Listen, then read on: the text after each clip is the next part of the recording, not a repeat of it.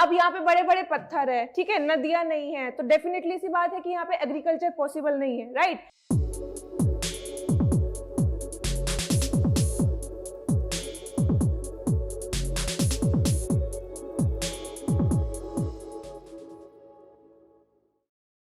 Good morning students, my name is Manu Malik and today we are going to discuss about the physiography of Uttar Pradesh, okay.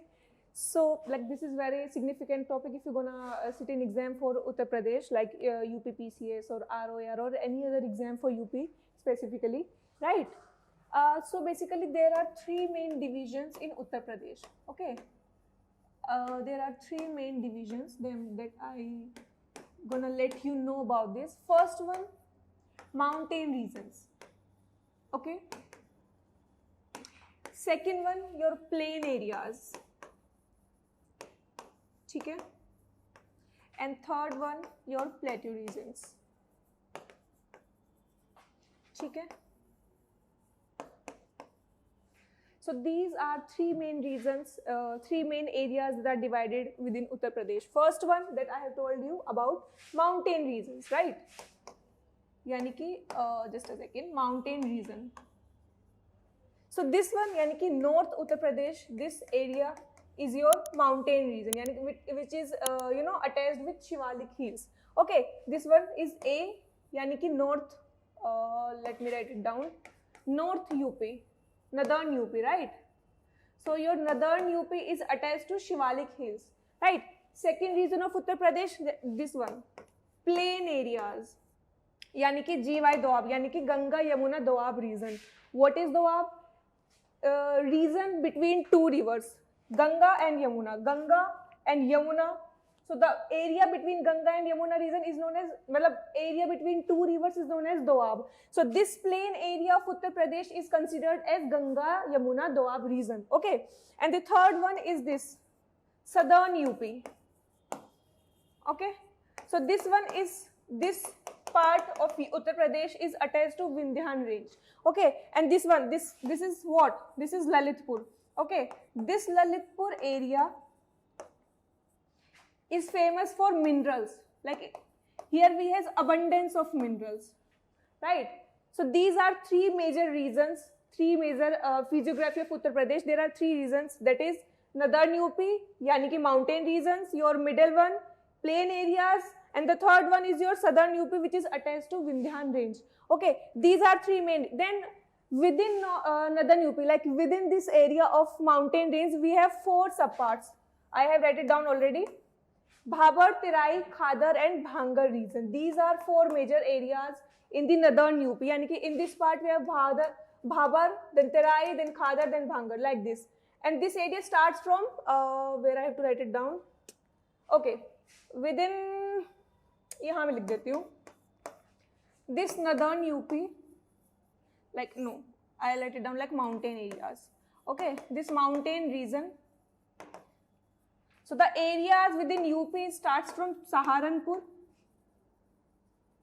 to Kushinagar, okay. Basically Padrona region. This area is considered as Padrona region. Oh, yeah, Padrona belt, okay. So these are three main areas: mountains, plains, and plateau. Why I am repeating all this? So that you can learn at the same point. You don't need to revise it again and again. Okay, so A, B, C, yani ki mountain regions, plain regions, and third one is your plateau regions. Mountain regions is attached with Shivalik hills, foothills of Shivalik hills basically. Okay, second one, plain areas, that is Ganga Yamuna Doab region. And the third one, your Southern UP, which is attached to Vindhyan range. Okay, so if I have to tell you more about this physiography of Uttar Pradesh, then I'll let you know about this Bhabar, Terai, like basic information about these as well. So we have first one, Bhabar, right? Then we have Terai region.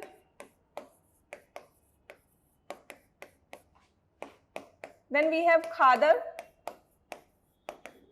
okay. And the fourth one, Bhangar, okay. So what you will be finding in your Bhabar region? Big rocks. Why so? Here you will be finding big rocks. यानी कि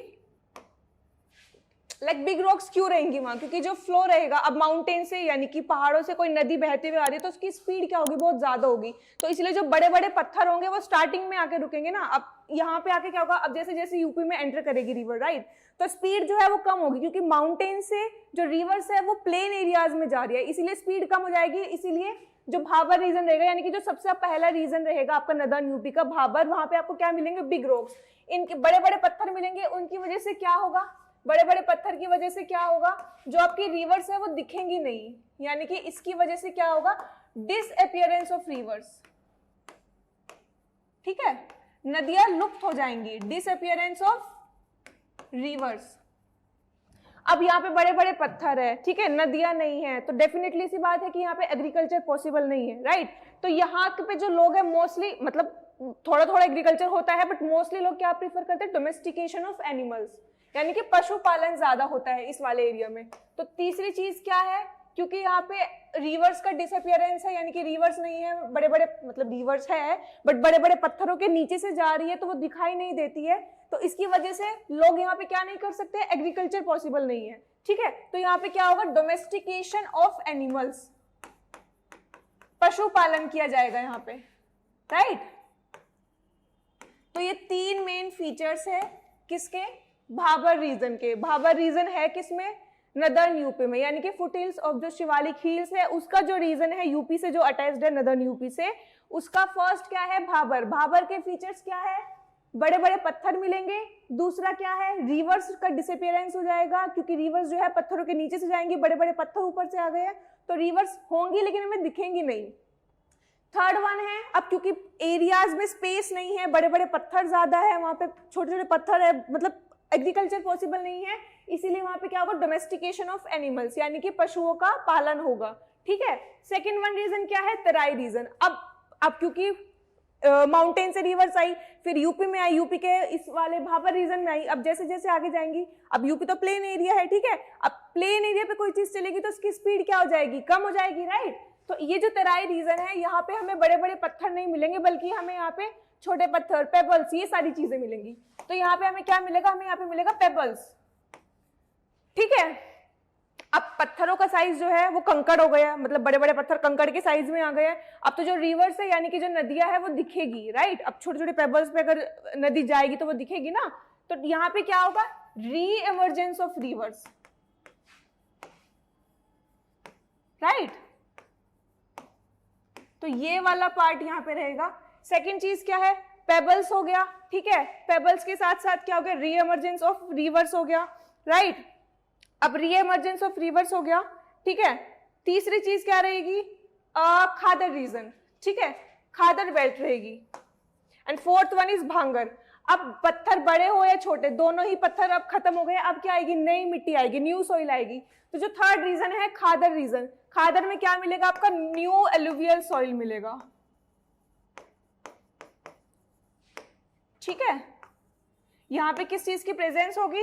new alluvial soil, यानी कि हर साल नदी बह रही है, पत्थर आ रहे हैं, फिर कंकड़ पत्थर, सारी चीजें आ रही है। तो ये वाला जो बेल्ट रहेगा खादर बेल्ट, उसमें क्या रहेगा?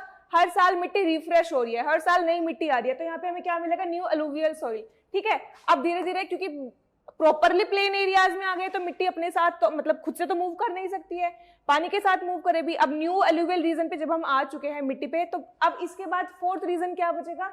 Your Bhangar reason. तो इसमें क्या रहेगा? ये आपका रहेगा ओल्ड एलुवियल सॉइल, राइट, क्योंकि सबसे लास्ट का पार्ट है। और ये जो नदर्न यूपी से अटैच्ड है, यानी कि ये जो आपका रीजन है जो शिवालिक हिल से अटैच्ड है नदर्न यूपी, इसमें डिस्ट्रिक्ट्स कौन कौन से आएंगे उत्तर प्रदेश के? फ्रॉम सहारनपुर टू कुशीनगर, ठीक है। सहारनपुर से लेके कुशीनगर तक के जितने भी डिस्ट्रिक्ट्स है ऊपर वाली लेन में, नॉर्थ यूपी में, वो सारे किस रीजन में आएंगे? माउंटेन रीजन में आएंगे। और इस बेल्ट को बोला क्या जाता है? पडरौना बेल्ट बोला जाता है, ठीक है। तो ये मेन है फिजियोग्राफी ऑफ उत्तर प्रदेश में। एक बार इसका रिविजन कर लेते हैं हम लोग। तीन मेन पार्ट्स में डिवाइडेड है, mountain region, plain areas and then plateau region, ठीक है। माउंटेन जो रीजन है वो किससे अटैच्ड है? शिवालिक हिल्स, फुट हिल्स से अटैच है। फुट हिल्स मतलब शिवालिक हिल्स का भी एकदम एंड, राइट मतलब शिवालिक हिल्स जो है, फुट हिल्स क्या होता है एकदम पैर वाला, जो एकदम लास्ट वाला हिस्सा होता है, ठीक है। तो वो second one plain areas, plain areas यानी कि ये बीच वाला जो प्रॉपर एरिया है आपका, ये प्लेन एरियाज कहलाया जाएगा, उसको हम बोलते हैं गंगा यमुना दोआब रीजन, ठीक है। अब इसको भी आप 3 पार्ट्स में डिवाइड कर सकते हो, ठीक है, मतलब होता ही है, ये अपर पार्ट आपका रहेगा, ये मिडिल पार्ट आपका रहेगा, देन आपका लोअर पार्ट रहेगा, ठीक है। तो जो प्लेन एरिया है वो भी आपका सब पार्ट्स में डिवाइडेड है, upper part, middle part and then lower part, ठीक है। द थर्ड रीजन है आपका सदर्न यूपी, ये वाला रीजन जो है आपका, वो आपका प्लेट्यू रीजन कहलाएगा, ठीक है। क्या कहलाएगा? Plateau region. और वो किससे अटैच्ड है?